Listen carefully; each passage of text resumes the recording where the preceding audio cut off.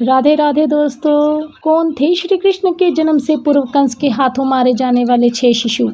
तो आइए जानते हैं हमारी इस वीडियो के द्वारा।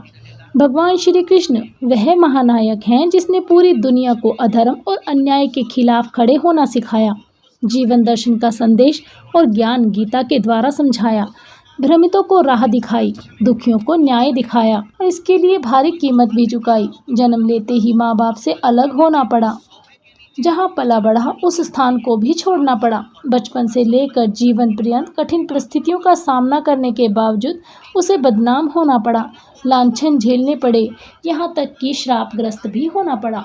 अपने जीवन काल में ही अपने वंश की दुर्दशा का सामना करना पड़ा, पर इस सब के बावजूद चेहरे की मधुर मुस्कान को कम नहीं होने दिया। कभी अपने दुखों की काली छाया अपने भक्तों की आशाओं पर छाने नहीं दी, क्योंकि सभी का कष्ट हरने के लिए ही तो उन्होंने अवतार लिया था। द्वापर का समय था, बड़ी भीषण परिस्थितियां थी, प्रजा परेशान थी, न्याय मांगने वालों को कालकोठरी नसीब होती थी, अराजकता का बोलबाला था, भोग विलास का आलम छाया हुआ था। उस समय मथुरा का राज्य कंस के हाथों में था। कंस निरंकुश व पाषाण हृदय नरेश था। वैसे तो वह अपनी बहन देवकी से बहुत प्यार करता था, पर जब से उसे मालूम हुआ कि देवकी का 8वां पुत्र उसकी मृत्यु का कारण बनेगा, तभी से उसने उसे काल कोठरी में डाल रखा था। किसी भी तरह का खतरा मोल न लेने की इच्छा के कारण कंस ने देवकी के पहले 6 पुत्रों की हत्या कर दी।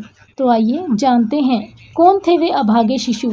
ब्रह्मलोक में स्मर, उद्रित, परिश्रंग, पतंग, शूद्रमृत व घृणी नाम के 6 देवता हुआ करते थे।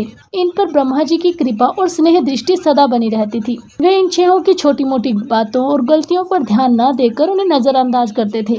इसी कारण इन 6 में धीरे धीरे अपनी सफलता के कारण घमंड पनपने लग गया। ये अपने सामने किसी को कुछ नहीं समझते थे। ऐसे में ही एक दिन इन्होंने बात बात में ब्रह्मा जी का अनादर किया। इससे ब्रह्मा जी ने क्रोधित हो इन्हें श्राप दे दिया कि तुम लोग पृथ्वी पर दैत्य वंश में जन्म लो। इससे उन 6 की अकल ठिकाने आ गई और वे बार बार ब्रह्मा जी से क्षमा याचना करने लगे। ब्रह्मा जी को भी इन पर दया आ गई और उन्होंने कहा कि जन्म तो तुम्हें दैत्य वंश में ही लेना पड़ेगा, परंतु तुम्हारा पूर्व ज्ञान बना रहेगा। समय अनुसार इन 6 ने हिरण्यकश्यप के घर जन्म लिया। उस जन्म में उनका पूर्व जन्म का ज्ञान होने के कारण कोई गलत काम नहीं किया।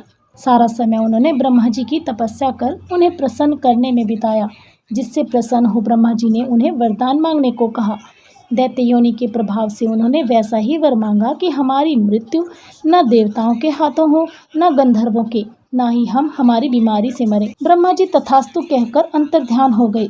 इधर हिरण्यकश्यप अपने पुत्रों से देवताओं की उपासना करने के कारण नाराज था।